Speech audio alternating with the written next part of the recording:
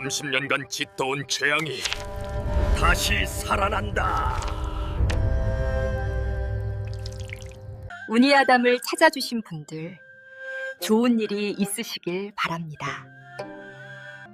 여러분의 구독과 좋아요는 큰 힘이 됩니다. 이제 운이아담 시작하겠습니다. 정월 대보름이 지나고 나흘째 되던 밤이었습니다. 하늘에는 이지러진 달이 창백하게 걸려 있었고 긴 진사댁의 넓은 마당에는 살을 내는 듯한 겨울바람이 마른 낙엽을 휘감으며 기분 나쁜 비명 소리를 내고 있었습니다. 대보름의 북적거림은 간데없고 마을 전체가 무거운 정막에 잠긴 시각이었습니다. 하인 봉칠이는 안채에서 심부름을 마치고 자신의 거처인 행랑채로 돌아가던 중이었습니다. 차가운 밤 공기에 어깨를 잔뜩 움츠린 채 발걸음을 재촉하던 그는 문득 사랑채 쪽을 바라보고는 그대로 얼어붙은 듯 굳어버렸습니다. 사랑채의 하얀 창호지 위로 희미하면서도 묘하게 붉은 기운이 서린 그림자가 어른거리고 있었기 때문입니다. 봉칠이는 그것이 등불의 그림자려니 하며 애써 가슴을 짓누르는 불안감을 달래보았습니다. 하지만 이내 온몸에 소름이 돋았습니다. 사랑채에는 지금 아무도 없어야 했으니까요. 집안의 주인인 진사 나리는 전날 밤부터 기력이 쇠하다며 안채 건너방에 누워 계셨고 사랑채로 통하는 큰 대문은 봉칠이가 해질녘 직접 튼튼한 철제 걸쇠를 내려 굳게 잠가둔 상태였습니다. 등불을 켤 사람도 들어갈 사람도 없는데 창 안쪽에서는 누군가 있는 듯 빛이 새어나오고 있었습니다. 봉칠이는 마른 침을 억지로 삼키며 마당 한가운데에 서서 그 붉은 그림자를 뚫어지게 바라보았습니다. 그림자는 가늘고 긴 기이한 손을 움직여 무언가를 쥐고 있는 듯 했는데 그 모습은 마치 소름 끼치도록 고요한 밤의 정적을 깨뜨리며 누군가의 운명을 선고하는 불길한 예고처럼 느껴졌습니다. 봉칠이는 홀린 듯 혹은 무언가에 이끌리듯 사랑채 쪽으로 한 걸음씩 다가갔습니다. 그림자는 마치 사람이 책상 앞에 아주 단정히 앉아 무언가를 끊임없이 써 내려가는 듯한 정교한 모양새였습니다. 붓을 놀리는 듯한 손동작은 절도가 있었으나 그 움직임에는 생기라고는 전혀 찾아볼 수 없는 죽은 자의 기운이 서려 있었습니다. 보통 사람이 글을 쓴다면 들려야 할 헛기침 소리나 옷자락이 쓸리는 기척 혹은 가느다란 숨소리조차 들리지 않았습니다. 사랑채 내부에서는 오직 죽음과도 같은 침묵만이 가득했습니다. 그러나 그 정적을 깨뜨리는 기괴한 소리가 있었습니다. 삭풍이 문창사를 흔드는 소리 사이사이에 섞여 흘러나오는 스르륵 스르륵 하는 소리였습니다. 그것은 종이가 넘겨지는 소리였는데 부드러운 느낌이 아니라 마치 오래된 장부의 페이지를 한 장씩 아주 천천히 넘길 때 나는 거칠고 소름 끼치는 마찰음 같았습니다. 봉칠이는 자신의 심장 박동 소리가 귓가에 고동치듯 크게 들리는 것을 느끼며 툇마루 밑에서 멈춰 섰습니다. 밤 공기를 타고 흐르는 그 을씨년스러운 소리는 단순한 바람 소리가 아니었습니다. 그것은 누군가 원한에 사무쳐 피 맺힌 목소리를 삼키며 과거의 죄악을 한자 한자 기록하고 있는 듯한 환청이 되어 봉칠이의 뇌리를 날카롭게 파고들었습니다. 봉칠이는 차마 문을 열 엄두도 내지 못한 채 그 기이한 서사쇼시에 들으며 몸을 떨었습니다. 봉칠이는 등골이 송곳으로 찌르는 듯 서늘해지는 것을 느꼈지만 한편으로는 정체를 알 수 없는 이 기괴한 현상의 실체를 확인해야 한다는 묘한 의무감에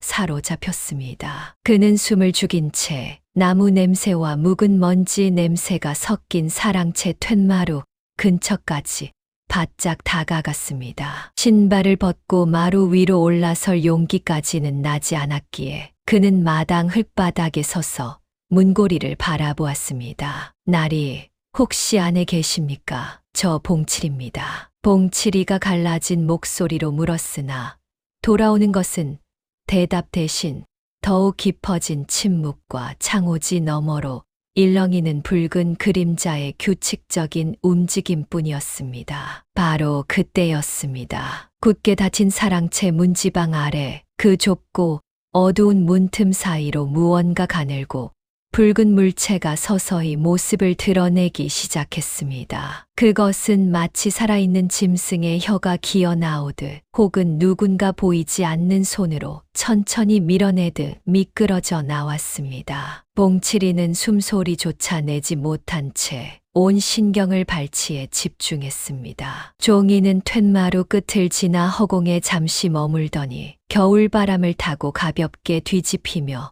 마당 한 구석으로 떨어졌습니다. 그 찰나의 순간 봉칠이는 사랑채 안에서 누군가 깊은 한숨을 내쉬는 듯한 혹은 희미하게 웃는 듯한 기분 나쁜 소리를 들은 것만 같아 온몸의 털이 쭈뼛 곤두섰습니다.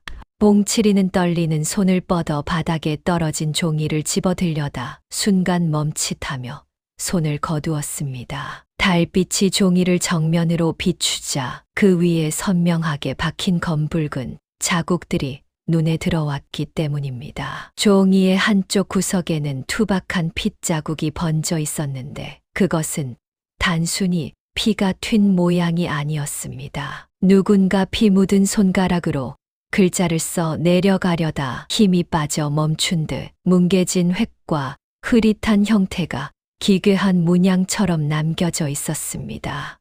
더욱 봉칠이를 공포에 몰아넣은 것은 코끝을 찌르는 냄새였습니다. 차가운 겨울밤의 청량한 공기를 찢고 올라오는 것은 비릿하고도 강렬한 쇳내였습니다. 그것은 결코 오래되어 말라붙은 피의 냄새가 아니었습니다. 방금 전 누군가의 혈관에서 터져 나와 아직 온기가 남아있을 것만 같은 생생하고도 역한 날것의 냄새였습니다. 봉칠이는 이 종이가 평범한 물건이 아님을 직감했습니다. 그는 종이를 집어드는 것을 포기한 채 본능적인 공포에 쫓기듯 뒷걸음질 치기 시작했습니다. 하지만 도망치는 와중에도 눈길은 사랑채 창으로 향했습니다. 창호지에 비친 붉은 그림자는 봉칠이의 소란에도 아랑곳하지 않고 여전히 미동도 없이 그 자리에 앉아 붓을 놀리는 동작을 반복하고 있었습니다. 마치 봉칠이라는 존재가 그곳에 있다는 사실조차 모르는 듯 혹은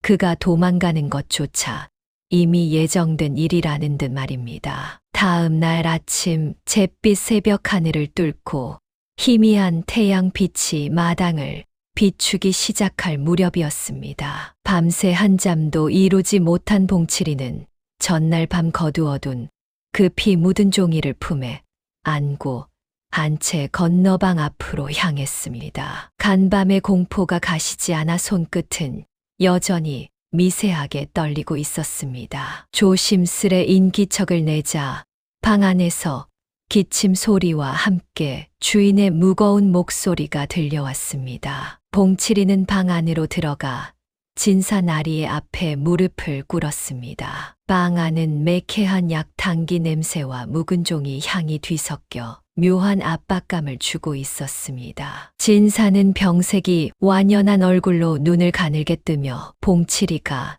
매민 종이를 받아들었습니다. 종이가 주인의 손에 닿는 순간 진사의 눈동자가 아주 미세하게 떨리는 것을 봉칠이는 놓치지 않았습니다. 진사는 한참 동안이나 아무런 말도 없이 그 종이를 뚫어지게 들여다보았습니다. 그의 손가락이 종이 구석에 번진 검붉은 핏자국을 따라 천천히 마치 죽은 이의 맥을 짚듯 조심스럽게 움직였습니다. 방 안에는 침 삼키는 소리조차 들리지 않는 무거운 정적이 흘렀습니다. 이윽고 진사의 입술이 파르르 떨며 낮고 가라앉은 목소리가 터져 나왔습니다. 이것은 내 사랑채 책상 속에 깊이 넣어두었던 장부에서 찢겨 나간 것이로구나. 진사의 눈에는 공포라기보다는 마치 잃어버렸던 자신의 영혼 조각을 다시 찾은 듯한 기이한 집착이 서려 있었습니다. 봉칠이는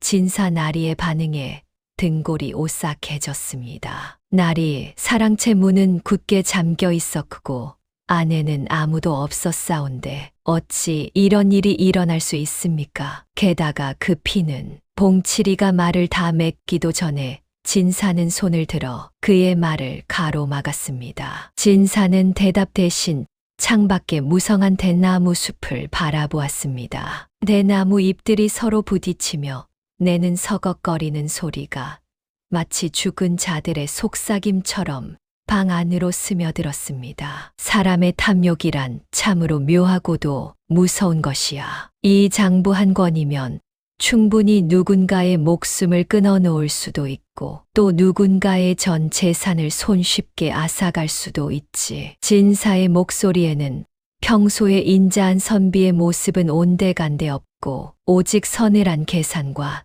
탐욕만이 가득 차 있었습니다. 그는 종이를 아주 천천히 공들여 접어 자신의 품 안 깊숙한 곳에 넣었습니다. 그리고는 고개를 돌려 봉칠이를 바라보았는데 그의 입가에는 소름 끼치는 미소가 걸려 있었습니다. 그것은 재앙을 확인한 자의 두려움이 아니었습니다. 오히려 자신이 설계한 함정에 누군가 빠져들었음을 확신하는 사냥꾼의 혹은 오래된 승부에서 마침내 승기를 잡은 자가 짓는 기묘한 만족감이었습니다. 이 일은 결코 아무에게도 발설해서는 안 된다. 특히 안채 마님과 아가씨의 귀에 들어가는 날에는 너의 목숨도 보장할 수 없을 것이다. 진사의 눈빛은 마치 어두운 심연처럼 봉칠이를 꿰뚫어 보았습니다. 봉칠이는 겁에 질려 고개를 숙이며 물러났지만 돌아서는 그의 귓가에 진사의 낮은 웃음소리가 바람처럼 스쳐 지나가는 듯 했습니다. 김진사는 지난 30년 가까운 세월 동안 이 고을과 인근 마을의 전답을 집요하게 사들여 온 인물이었습니다. 그의 시작은 본래 글을 읽고 돌을 닦는 고고한 선비였으나 젊은 시절 과거 시험에 번번이 낙방하고 집안의 가세마저 기울기 시작하자 그는 붓 대신 주파나를 굴리는 법을 택했습니다. 그는 체면을 버리고 돈을 불리는 일에 모든 심력을 쏟았고 그 결과 고을에서 가장 부유한 지주 중 한 명이 되었습니다. 사람들은 겉으로는 그를 진사나리라 부르며 예우했지만 뒤에서는 그가 지닌 기록의 무서움을 빗대어 장부 진사라는 멸칭 섞인 별명으로 불렀습니다. 그가 목숨처럼 아끼는 물건은 단연 사랑채 깊숙한 곳에 보관된 붉은 표지의 장부였습니다. 그 낡은 종이 뭉치 안에는 고을 사람들의 빚과 이자 그리고 그 빚을 갚지 못해 넘겨준 수많은 땅 문서의 기록이 빼곡하고도 정밀하게 적혀 있었습니다. 그 장부는 단순한 기록부가 아니라 고을 사람들의 생사여탈권을 쥐고 있는 무거운 업보의 뭉치와도 같았습니다. 진사는 이 장부를 채워가는 과정에서 단 한 번의 자비도 베풀지 않았으며 사람들의 눈물 섞인 애원보다 장부에 적힌 숫자의 논리를 더 신봉했습니다. 그에게 세상은 오직 빌려준 것과 받아낼 것 두 가지로만 구분되는 거대한 장부 그 자체였습니다. 김진사에게는 안채에 머무는 현숙한 아내와 이제 간 16이 되어 꽃처럼 피어난 딸 향아가 있었습니다. 그러나 그는 가족과의 단란한 시간보다는 사랑채의 침침한 촛불 아래서 홀로 보내는 시간을 더 선호했습니다. 그는 밤이면 문을 걸어 잠그고 홀로 장부를 펼쳤으며 떨리는 손가락으로 장부에 적힌 이름들을 하나하나 짚어가며 계산에 몰두했습니다. 하인 봉칠이는 종종 밤늦게 주안상을 들여가다 문틈으로 주인의 기괴한 모습을 목격하곤 했습니다. 진사는 촛불의 일렁임 속에서 이놈들 갚을 수나 있으려나 하고 낮게 읊조리며 마치 먹잇감을 앞에 둔 짐승처럼 입가에 침을 흘리기도 했습니다. 진사의 손가락은 언제나 똑같은 페이지에서 멈추곤 했는데 그곳에는 박서방이라는 이름이 적혀 있었습니다. 그 이름 옆에는 붉은 먹으로 미납이라는 글자가 지독할 정도로 여러 번 덧칠되어 있어 마치 종이 위로 핏물이 고여있는 듯한 착각을 불러일으켰습니다. 진사는 그 페이지를 넘기지 못하고 한참을 머무르며 마치 그 글자 속에 숨겨진 땅의 흙냄새를 맡으려는 듯 코를 가까이 대기도 했습니다. 가끔 그는 장부를 탁 소리 나게 덮으며 고지다, 곧 저 땅을 온전히 내 손에 넣을 수 있어 라고 섬뜩하게 중얼거렸습니다. 봉칠이는 그럴 때마다 주인의 눈에서 서린 광기 어린 탐욕을 보며 근골이 서늘해지는 것을 느꼈고 주인이 기다리는 그 순간이 무엇인지 감히 묻지도 못한 채 서둘러 자리를 피하곤 했습니다. 진사의 그 중얼거림은 날이 갈수록 집요해지고 있었습니다. 정월 스무날 겨울의 끝자락을 시샘하는 찬바람이 매섭게 불던 날이었습니다. 봉칠이는 진사 나리의 심부름으로 이웃마을 장터에 다녀오던 길이었습니다. 해는 벌써 서산 마루를 넘어가고 있었고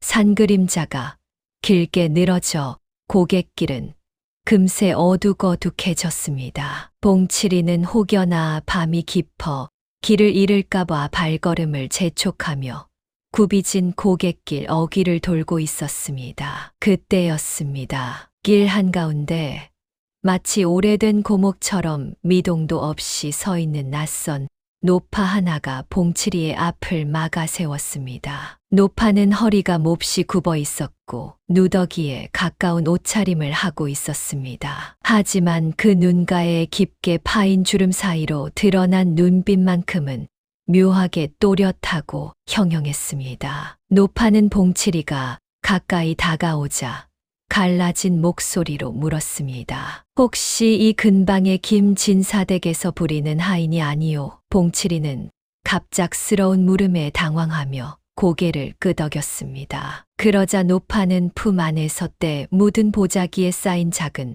보따리 하나를 꺼내 봉칠이의 손에 쥐어주었습니다. 박서방이 보내신 것이오. 진사 나리께 꼭 전해드리시오. 한치의 오차도 없이 그분의 손에 직접 닿게 해야 하오.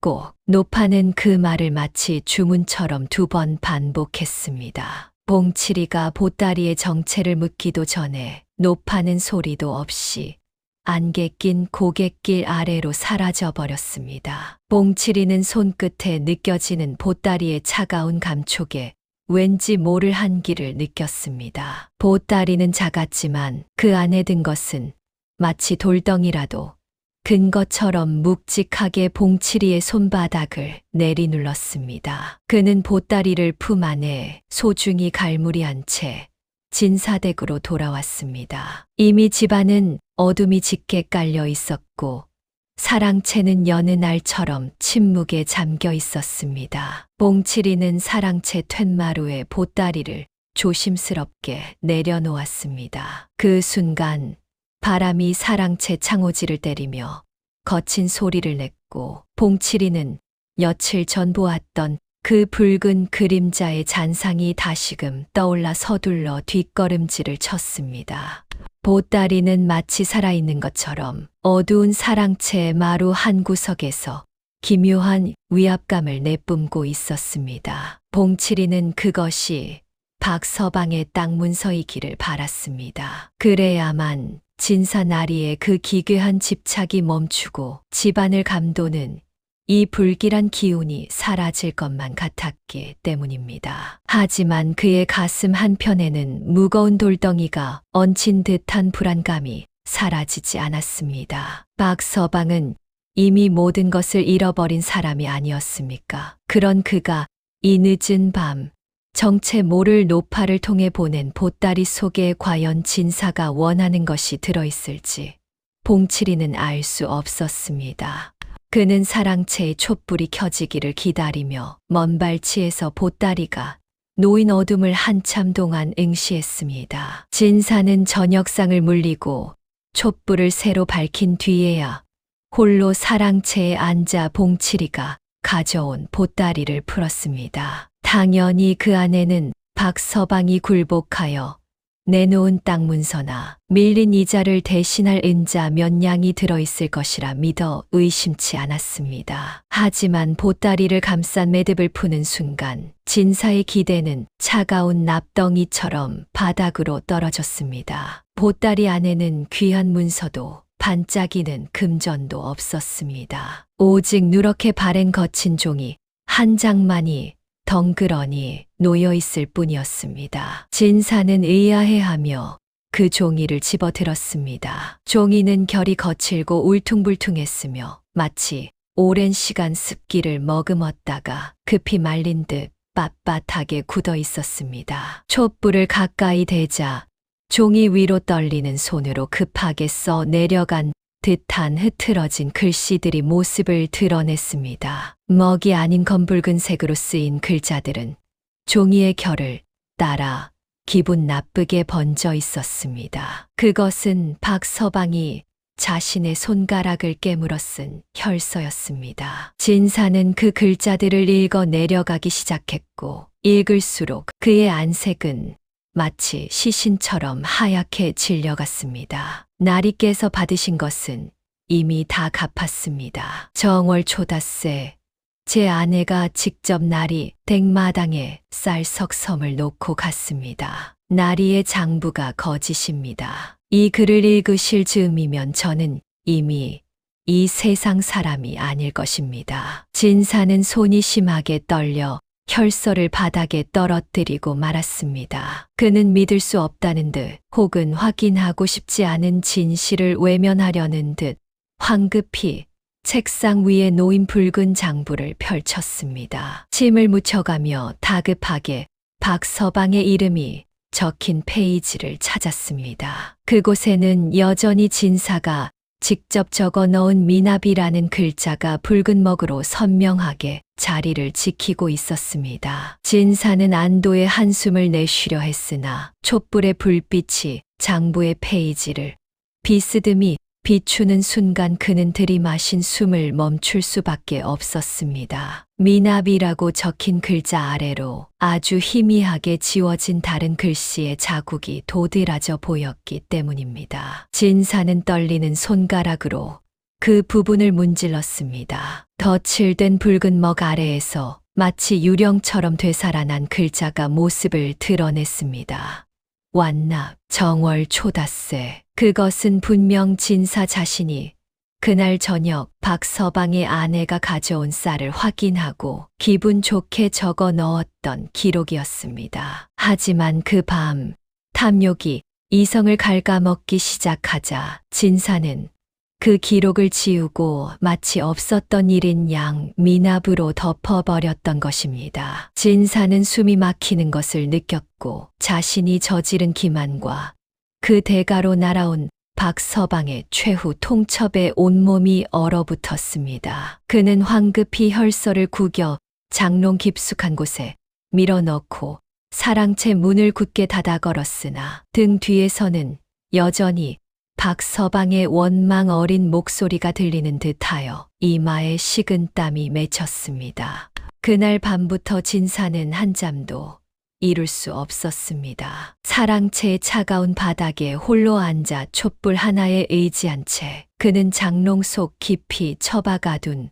그 혈서의 존재를 의식하며 몸을 떨었습니다. 밖에서는 정월의 삭풍이 문창사를 덜컹거리며 울부짖고 있었고 그 소리는 마치 박서방이 문 밖에서 억울함을 호소하며 울부짖는 소리처럼 들렸습니다. 진사는 귀를 막아보았지만 자신의 가슴속 깊은 곳에서 울려 퍼지는 낮은 목소리까지는 막을 수 없었습니다. 내가 잘못 본 것이야. 분명히 이 사람은 아직 갚지 않았어. 그렇지 않고서야 내가 왜 이렇게 적어 놓았겠나. 진사는 스스로를 납득시키려 입 밖으로 소리를 내어 말해보았지만 그의 목소리는 겨울바람에 힘없이 흩어질 뿐이었습니다. 어둠 속에서 그의 시선은 자꾸만 책상 위의 장부로 향했습니다. 덧칠된 미나비라는 글자 아래로 비치던 그 완나비라는 기록은 이제 진사의 망막에 악인처럼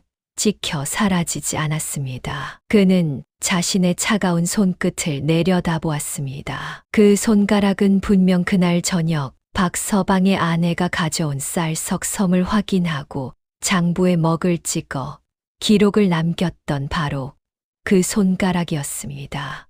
하지만 그날 밤 더 많은 땅을 가지고 싶다는 욕망이 고개를 들었을 때 그 손가락은 주저없이 붓을 들어 진실을 덮어버렸습니다. 진사는 이제 그 손가락이 자신의 것이 아닌 것만 같은 소름 끼치는 이질감을 느꼈습니다. 한밤중이 되자 진사는 견디다 못해 벌떡 일어나 장롱에서 구겨진 혈서를 다시 꺼냈습니다. 다시 읽어보아도 글씨는 변하지 않았고 오히려 더 붉고 선명하게 타오르는 듯했습니다. 정월 초닷새 제 아내가 직접. 진사는 그날의 기억을 더듬었습니다. 그날은 자신이 안채에 머물렀던 날이었고 마당을 지키던 봉칠이조차 장터 심부름을 보내 집안이 텅 비어있던 때였습니다. 진사는 문득 그날 저녁 사랑채 뒤편 마루 밑에서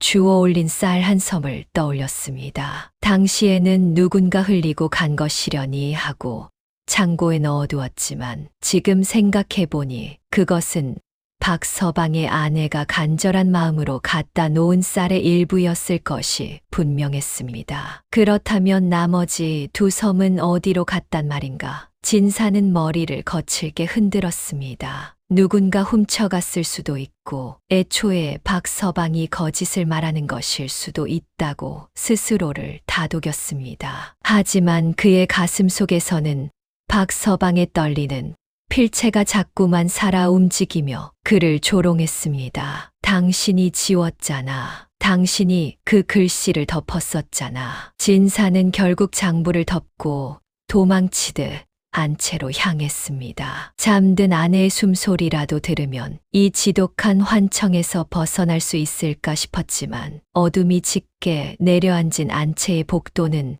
마치 박서방이 목을 맸을 그 밧줄처럼 길고 차갑게 늘어져 진사의 발목을 붙잡는 듯 했습니다.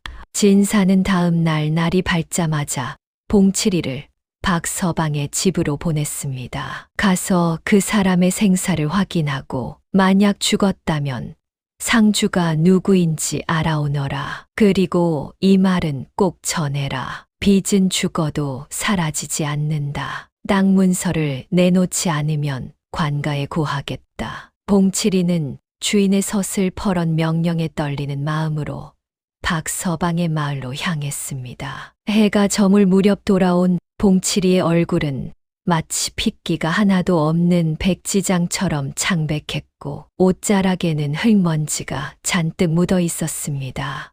날이 박서방은 정말 죽었습니다. 혈서에 적힌 대로 20날 밤에 스스로 목을 맸다 합니다. 봉칠이의 목소리는 미세하게 떨리고 있었고 진사는 그 말을 듣는 순간 가슴 한 구석이 서늘해지는 것을 느꼈습니다. 예상했던 소식이었으나 막상 확인을 하고 나니 방 안의 공기가 갑자기 무겁게 내려앉는 기분이었습니다. 그런데 날이 마을에 괴이한 소문이 돌고 있습니다. 봉칠이는 침을 꿀꺽 삼키며 말을 이었습니다. 박서방이 죽은 뒤 그 집 마당 한가운데 선명한 핏자국이 생겨났는데 아무리 물을 뿌리고 모래로 덮어도 지워지지 않는다고 합니다. 마을 사람들은 그 핏자국이 박서방의 원한이 서린 피라며 비가 억수같이 쏟아져도 씻겨 내려가지 않는다고 수군거립니다. 또한 박서방의 아내는 그날 이후로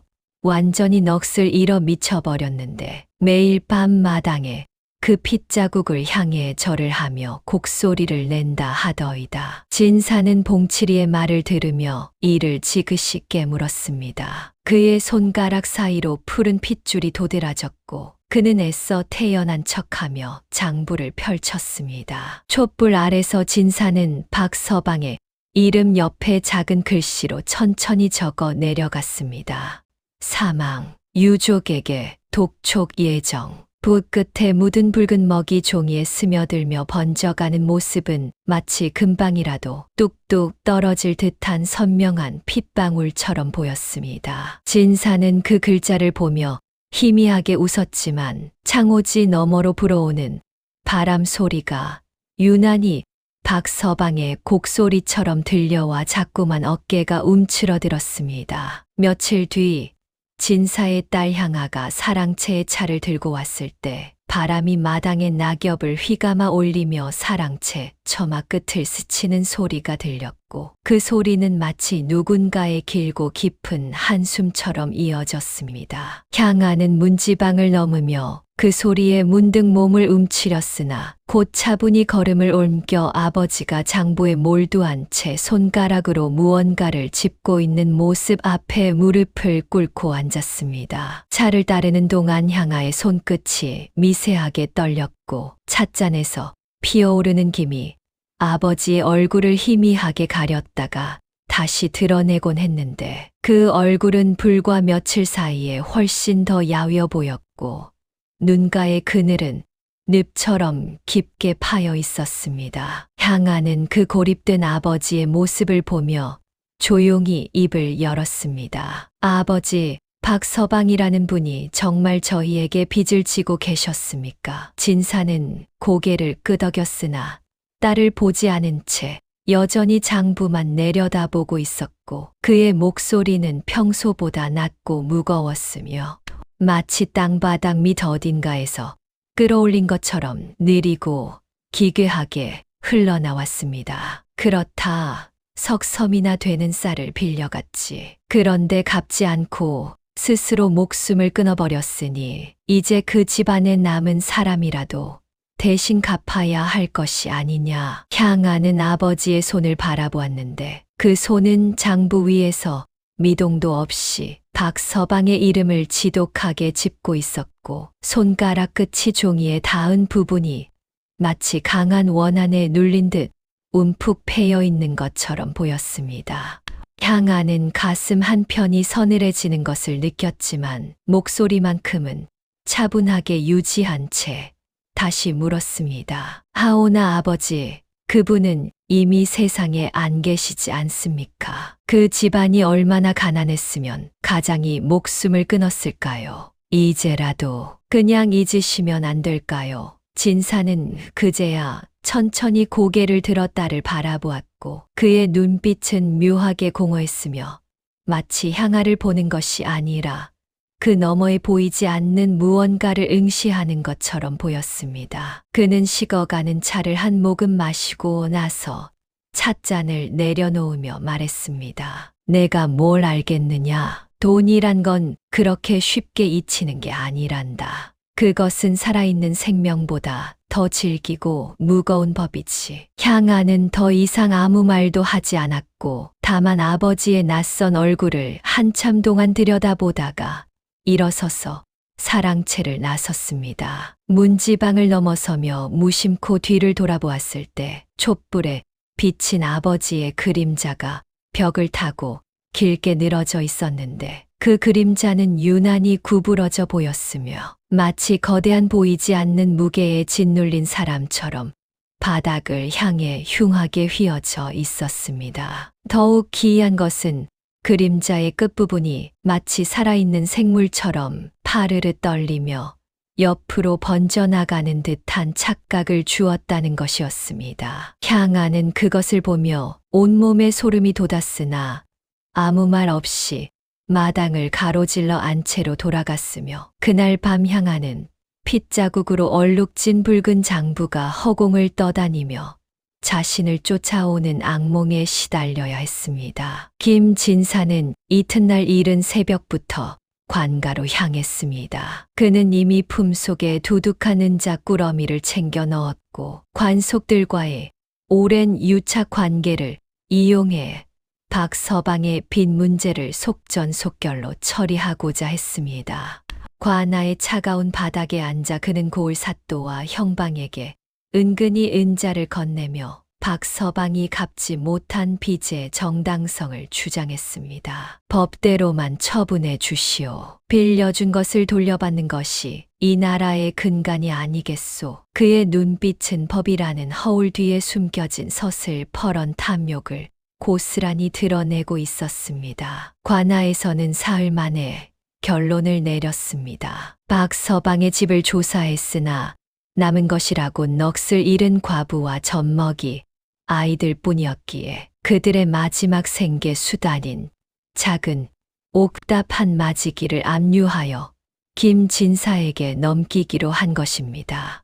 과부는 관속들이 들이닥쳐 땅 문서를 뺏으려 할 때조차 아무런 말도 하지 못한 채 그저 피눈물을 흘리며 마당을 지켰습니다. 진사는 그 판결 소식을 전해 듣자마자 입가에 얇고 서늘한 미소를 띄었습니다. 그는 곧바로 하인들을 시켜 그 땅의 경계의 말뚝을 새로 받게 했으며 박서방의 땅을 인근의 다른 논들과 합쳐 거대한 농지로 변모시켰습니다. 그는 홀로 새로 얻은 논두렁에 서서 이제 이 땅도 영영 내 것이로구나라고 중얼거렸으나 그 목소리는 승리의 환희보다는 마치 무언가에 홀린 사람의 섬뜩한 넋두리처럼 공허하게 들판을 울렸습니다. 하지만 땅을 빼앗은 그날 밤부터 사랑채의 분위기는 이전과는 비교할 수 없을 정도로 흉흉해졌습니다. 평소보다 더 짙은 어둠이 사랑채 주위를 감쌌고 바람 한 점 없는 고요한 밤임에도 불구하고 창호지가 미세하게 떨리는 진동이 느껴졌습니다.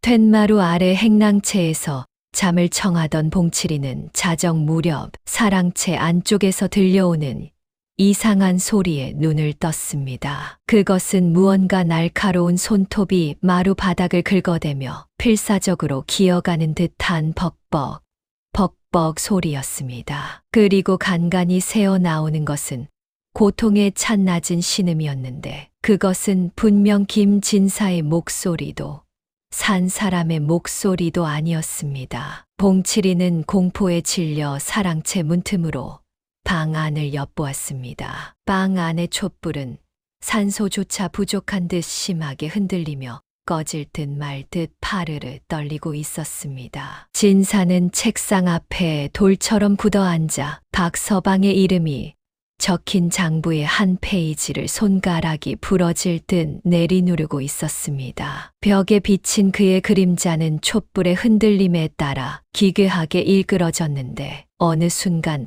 그림자가 스르륵 둘로 갈라지더니 진사의 옆에 형체도 불분명한 또 다른 존재가 나란히 앉아있는 형상이 나타났습니다. 그 그림자는 마치 목을 매단 사람처럼 고개를 삐딱하게 꺾은 채 진사의 어깨 위로 보이지 않는 손을 얹고 있었고 봉칠이는 그 소름 끼치는 광경에 숨이 턱 막혀 비명조차 지르지 못한 채 뒷걸음질 치다 마당으로 굴러떨어졌습니다. 뒤에서는 누군가 자신의 이름을 속삭이며 부르는 것 같은 환청이 들려왔고 봉칠이는 그날 밤 이후로 사랑채 근처에는 그림자조차 들이우지 않겠노라 맹세하며 떨었습니다. 고을 곳곳에는 며칠 전보다 더 흉흉하고 서늘한 소문이 안개처럼 깔리기 시작했습니다. 박서방의 과부가 관아 앞에서 사흘 밤낮을 피를 토하며 통곡하다 쓰러졌다는 소식이 전해졌는데 그녀가 의식을 잃기 전 마지막으로 내뱉은 말이 김진사가 탐욕으로 내 남편의 목숨을 앗아가고 우리 아이들의 밥줄을 끊었으니 그 죄를 하늘이 장부에 기록할 것이다 라는 서슬퍼런 저주였다고 했습니다. 마을 사람들은 이제 김진사댁 앞을 지날 때면 약속이라도 한 듯 집을 굳게 다물고 고개를 돌렸으며 아이들은 진사댁 근처에서 놀다가도 정체 모를 한기를 느끼고는 울음을 터뜨리며 달아나기 일쑤였습니다. 김 진사는 이제 고을에서 장부 진사가 아닌 조작꾼 혹은 살인귀로 수군거림의 대상이 되었고, 그가 사들인 모든 논과 밭에는 억울하게 죽은 자들의 피가 흐른다는 괴담이 꼬리에 꼬리를 물었습니다. 하지만 그 누구도 진사의 면전에서 이를 따지지는 못했으니 고을을 뒤덮은 것은 분노보다 더 깊고 무거운 침묵의 공포였습니다. 김 진사의 침소는 더 이상 안식처가 아니었습니다. 그는 땅을 압류한 이후로 원인 모를 고열에 시달리기 시작했으며, 한겨울임에도 불구하고 이마에는 뼛속까지 시리게 만드는 차가운 식은땀이 비 오듯 흘러내렸습니다. 밤마다 잠이 들면 그는 어김없이 그 박서방을 보았는데, 그는 살아생전의 모습이 아니라 목에 선명하고 깊은 새끼줄 자국을 남긴 채 기괴하게 고개를 꺾고 진사를 응시하고 있었습니다. 꿈속의 박서방은 결코 입을 열어 원망을 쏟아내지 않았지만, 그 공허하고 시퍼런 눈빛만으로도 진사의 영혼을 갈기갈기 찢어밟기는 듯했습니다. 박서방은 천천히 손가락을 들어 자신의 짓눌린 가슴을 짚었고, 그때마다 진사는 현실에서 실제로 누군가 가슴 위에 커다란 바위덩이를 올려놓은 듯한 극심한 압박감에 숨을 헐떡이며 잠에서 깨어났습니다. 비명을 지르며 깨어나도 어두운 방 안에는 오직 자신의 거친 숨소리와 촛불이 심하게 일렁이는 소리뿐이었고, 거울에 비친 자신의 모습은 불과 열흘 사이에 수십 년은 늙어버린 노인의 형색이었습니다. 봉칠이조차 이제는 주인의 방에 들기를 꺼려하며 밖에서만 기척을 살폈고, 진사는 자신의 손끝에서 여전히 지워지지 않는 가상의 핀내를 맡으며 미친 사람처럼 장부를 붙잡고 밤을 지새웠습니다. 그의 이마에 맺힌 땀은 식을 줄 몰랐고, 손끝은 얼음장처럼 차가워진 채 자신의 파멸이 장부의 다음 페이지에 적혀 있을까 두려워 떨고 있었습니다. 김 진사는 며칠째 사랑채 문을 밖으로조차 열지 못한 채 안에서 떨고 있었습니다. 밖에서는 가끔 봉칠이가 가져다 놓는 식기 부딪히는 소리만 들릴 뿐이었으나, 진사의 귓가에는 그보다 훨씬 더 불길하고 끈질긴 소리가 들려왔습니다. 똑, 똑, 똑. 규칙적이고 느릿한 문 두드림, 그리고 사랑채 마루 밑 어둠 속에서 누군가 날카로운 도구로 땅을 파내는 듯한 소음이었습니다. 진사는 이불을 뒤집어 쓰고 귀를 막았지만 소용없었습니다. 소리는 벽을 타고 스며들었으며 마치 자신의 뼛속을 갉아먹는 듯한 지독한 진동으로 변해갔습니다. 참다 못한 진사가 촛불을 들고 문을 벌컥 열었습니다. 하지만 밖에는 차가운 새벽 공기와 짙은 안개뿐이었고, 마당은 죽은 듯 고요했습니다. 그러나 시선을 내리는 순간 진사의 숨이 멎었습니다. 문지방 위에 아주 작은 종이 한 장이 놓여 있었기 때문입니다. 그것은 분명 며칠 전 자신이 장롱 깊숙이 쑤셔넣고 그 위에 무거운 서체까지 쌓아두었던 박서방의 혈서였습니다. 진사는 떨리는 손으로 종이를 집어들었습니다. 종이는 얼음처럼 차가웠고, 그 위에 묻은 핏자국은 마치 방금 흘린 피처럼 축축하고 비릿한 냄새를 풍기고 있었습니다. 어째서 내 놈이 다시 여기 있단 말이냐. 진사는 혈서를 갈기갈기 찢어 허공에 날렸으나 다음 날 새벽이면 혈서는 어김없이 단 한 점의 흠집도 없는 모습으로 문지방 위에 다시 돌아와 있었습니다. 혈서가 돌아온 이후로 진사에게는 지독한 이명이 생겼습니다. 처음에는 작고 미세한 매미 울음소리 같았으나 시간이 흐를수록 그것은 수천 명의 사람이 한꺼번에 원망을 쏟아내는 듯한 거대한 소음으로 변했습니다. 갚아라, 갚아라. 네. 탐욕의 값을 갚아라. 수천 번 반복되는 환청 속에 진사는 정신을 놓기 일보 직전이었습니다. 그는 사랑채 내부를 미친 듯이 배회하며 헛손질을 해댔고 보이지 않는 박서방의 목을 조르려는 듯 허공을 향해 소리를 질렀습니다. 하지만 이명은 결코 멈추지 않았습니다. 오히려 그 소리는 점점 더 뚜렷한 한 명의 목소리, 즉 박서방의 낮은 목소리로 변해갔습니다. 날이 장부에는 거짓을 적으셨어도 내 가슴에는 진실이 새겨져 있습니다. 그 장부의 마지막 장을 넘기시지요. 진사는 그 목소리를 지우려 붓을 들어 장부의 빈 공간에 미친 듯이 낙서를 해보았지만 붓 끝에서 나오는 먹물조차 어느덧 검은색이 아닌 붉은 핏빛으로 변해 있었습니다. 진사는 자신의 손가락이 점점 썩어 들어가는 듯한 환각에 시달리며 마침내 운명의 순간이 다가왔음을 직감했습니다. 자정이 넘은 시각, 사랑채의 촛불이 갑자기 푸른 빛을 띠며 크게 일렁였습니다. 김진사는 책상 앞에 웅크리고 앉아 가쁜 숨을 몰아쉬고 있었습니다. 온몸의 수분이 다 빠져나간 듯 그는 바짝 말라 있었고 부릅뜬 눈은 이제 안광조차 흐릿했습니다. 그때였습니다. 책상 위에 얌전히 놓여있던 붉은 장부가 마치 살아있는 생물처럼 팔락거리기 시작했습니다. 바람 한 점 없는 실내에서 장부의 페이지들은 거센 폭풍을 만난 듯 빠르게 넘어가더니 정확히 박서방의 이름이 적힌 페이지에서 멈춰 섰습니다. 진사는 도망치려 했으나 발이 바닥에 붙어버린 듯 움직이지 않았습니다. 그는 공포에 질려 장부를 응시했습니다. 페이지에 적힌 박서방의 이름 위로 천장에서 떨어진 듯한 검붉은 핏방울들이 뚝뚝 떨어지기 시작했습니다. 핏방울은 종이 위에서 춤을 추듯 퍼져나가며 이전의 미나비라는 글자를 완전히 지워버렸습니다. 그리고 그 빈 공간 위로 보이지 않는 붓이 허공에서 움직이듯 기괴한 필체가 새겨지기 시작했습니다. 김진사, 빛 한 사람의 목숨. 그 글자가 완성되는 순간 사랑채 내부의 모든 그림자가 진사를 향해 달려드는 듯한 위압감이 방을 가득 채웠습니다. 진사는 비명을 지르려 했으나 목구멍에 커다란 쌀 덩어리가 박힌 듯 숨이 막혀왔습니다. 그는 자신의 가슴을 쥐어뜯으며 바닥을 뒹굴었습니다. 보이지 않는 손이 자신의 심장을 직접 쥐고 비트는 듯한 극심한 고통이 몰려왔습니다. 살려주게.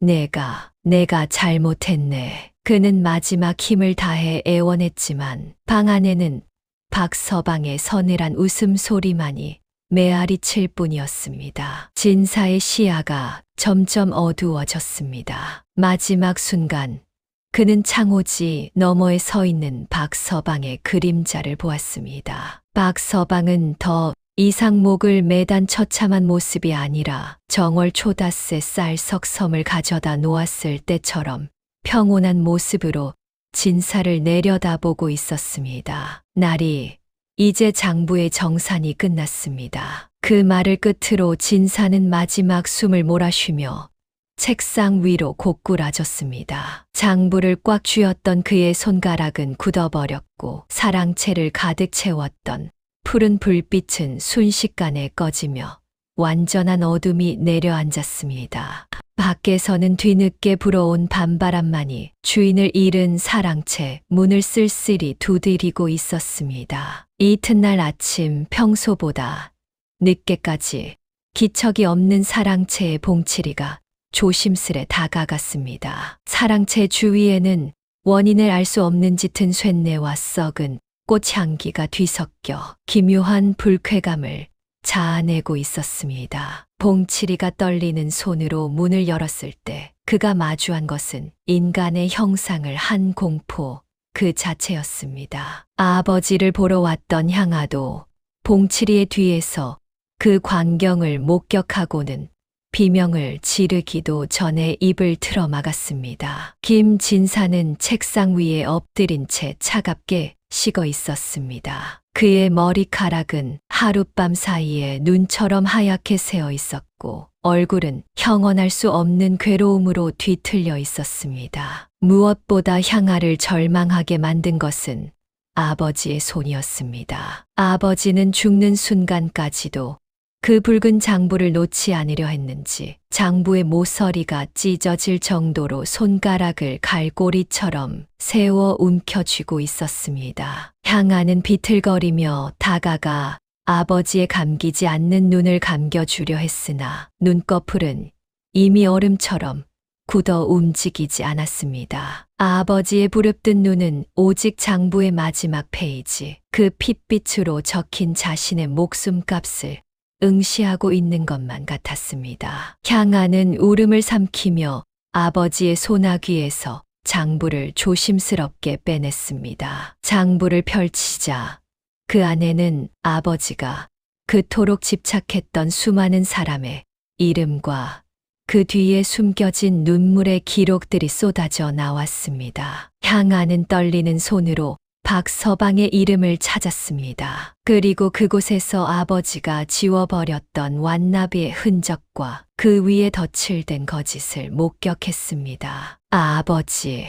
어찌하여 이런 일을. 향아의 눈물이 장부 위로 떨어졌습니다. 그녀는 아버지가 왜 그토록 고통스럽게 죽어갔는지, 왜 밤마다 사랑채에서 신음소리가 들렸는지 그제야 이해할 수 있었습니다. 그것은 박서방의 저주이기도 했지만 동시에 아버지 스스로가 자신의 탐욕에 짓눌려 질식한 결과이기도 했습니다. 향아는 아버지가 평생을 걸쳐 읽어온 이 부유함이 실은 썩은 밧줄 위에 세워진 사상 누각임을 깨달았습니다. 그녀는 차갑게 식은 아버지의 손을 맞잡고 오열하며 아버지가 남긴 이 저주받은 빚을 자신이 어떻게든 매듭지어야 한다고 다짐했습니다. 김진사의 장례는 고요하고 쓸쓸했습니다. 조문객들은 거의 없었으며 마을 사람들은 여전히 진사댁을 저주받은 집이라 부르며 멀리했습니다. 향아는 장례를 마친 뒤 아버지가 남긴 모든 전답과 재산을 정리하기 시작했습니다. 그녀는 관가로 달려가 아버지가 부당하게 압류했던 박서방의 옥답을 비롯하여 장부 속에 억울하게 이름이 적힌 이들의 땅을 모두 유족들에게 돌려주기로 했습니다. 봉칠이를 비롯한 종들에게도 각자의 몫을 나누어 주어 자유로운 몸이 되게 했습니다. 사람들은 향아의 결단에 놀라움을 금치 못했습니다. 박서방의 과부는 향아를 찾아와 그녀의 손을 잡고 소리 없이 울었습니다. 그녀의 눈에는 더 이상 광기 어린 증오가 없었습니다. 향아는 과부에게 깊이 고개를 숙이며 아버지의 죄를 대신 빌었습니다. 아버지가 일군 모든 것이 사라져갔지만 향아의 마음만큼은 수년 만에 처음으로 봄 햇살을 받은 듯 따뜻해졌습니다. 그녀는 진정한 유산이란 장부 속의 숫자가 아니라 비워낸 자리에서 피어나는 용서임을 깨닫고 있었습니다. 봄 기운이 완연한 어느 저녁, 향아는 홀로 사랑채 마당에 화로를 마련했습니다. 그녀의 품에는 아버지가 마지막까지 쥐고 있던 그 붉은 장부가 들려 있었습니다. 향아는 마지막으로 장부를 펼쳐 박서방의 이름 옆에 속죄라는 글자를 또박또박 적어 넣었습니다. 그리고 그녀는 장부를 불꽃 속으로 던져 넣었습니다. 붉은 표지가 타오르며 매캐한 연기가 하늘로 올라갔습니다. 장부의 페이지들이 불길 속에서 춤을 추듯 타들어가며 수십 년간 고을 사람들을 옥죄었던 빚의 기록들이 하나둘 재가 되어 흩어졌습니다. 기이하게도 장부가 타는 연기 속에서는 더 이상 비릿한 쇳내가 나지 않았습니다. 대신 마당의 매화꽃 향기처럼 향긋하고 청아한 냄새가 진동했습니다. 향안은 제가 완전히 사라질 때까지 그 자리를 지켰습니다. 마지막 불씨가 꺼졌을 때 사랑채를 짓눌렀던 무거운 기운은 흔적도 없이 사라졌습니다. 향안은 안채로 돌아가며 밤하늘을 올려다보았습니다. 거기에는 더 이상 이지러진 달이 아닌 맑고 투명한 별빛이 그녀의 앞길을 비추고 있었습니다. 삶은 다시 시작되고 있었습니다.